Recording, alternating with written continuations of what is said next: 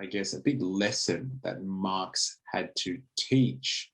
And one of those ideas is this idea that the dominant ideology that exists in a given society is that which is passed on by its ruling class. So this happens throughout the ages. It's not unique to, the capitalist economy that we have at the moment. It happened in feudal societies, happened in antiquity, happened in slave societies, what have you.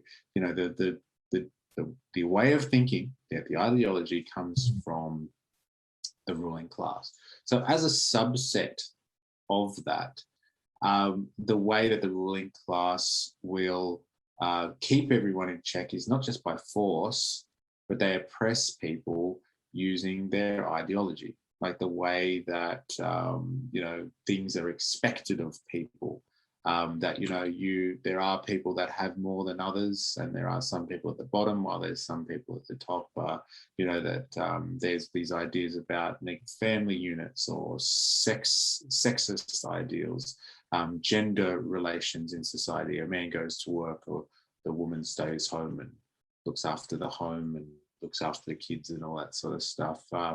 These types of ideologies and kind of rules, if you will, about society are what helps reinforce and keep people in place. They keep the oppressed, and they keep the oppressors on the top and able to oppress.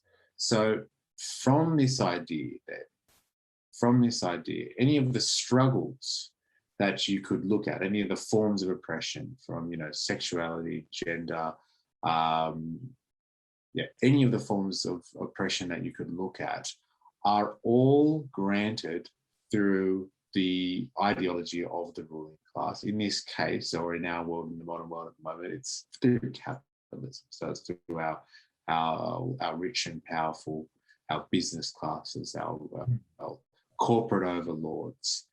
They set the types of agendas that dictate to us the types of oppression in society. And so you have these people, the ones that I was engaged in discussion with, that are looking to tackle certain forms of oppression, certain hot topics, if you will, things that were kind of funky at the time. So they were singing about their achievements when it came to the marriage equality laws that changed in Australia recently at the federal level. They're talking about trans rights at the moment.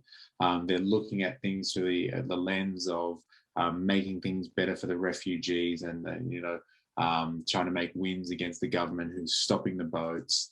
They've even, brought in on ideas about sex workers and the sex industry, and whether or not those people should be protected by unions, and whether or not they should be regulated, and all this sort of stuff. And these are all forms of oppression which are, are good matters to deal with and have to address.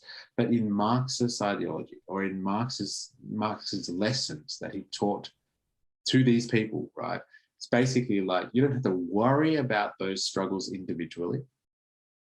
Identity politics, let's just sum it up. You don't have to worry about those individual forms of struggle, because if you remove the ruling class and the system of oppression, in this case, in our society, capitalism, then all of the forms of oppression die away. All of them. And so in saying all of that, it was a really big way of me just setting it up for the fact that this particular group of people, I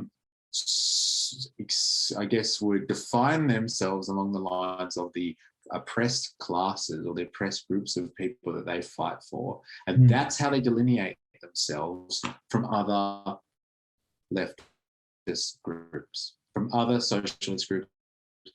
This is the types of oppression that we fight for, and all the other types of leftists who don't fight for these ones are not real socialists. They're not real leftists, and they're not doing the right thing. We have the right issues we're fighting for. But if they are real Marxists, if they're really going to go back to the origin of all this sort of stuff, they wouldn't be focusing on where they split themselves up along different lines of oppression. Fine, fight for them, go for it, but you wouldn't define yourself on those boundaries, because the end goal would be to revolutionize and overthrow the ruling class in order to remove all forms of oppression for everyone, therefore solve the issue for everyone. And the only way to do that is to unify and to get everyone on the same page, instead of just being like, hey, our fight is better than yours, like all that sort of stuff. Unify and just get things on the way. And it feels like we were saying before, they're not interested in that. It's actually, you know, a bit of an opportunity. You join a group and then you virtue signal about how good your struggle is. My struggle's better than yours. I got it out, I whipped it out and measured it, and like my struggle's better. So, you know, I'm a better leftist than you are. And that sort of stuff, like, honestly, makes me sick. As a revolutionary, makes me sick.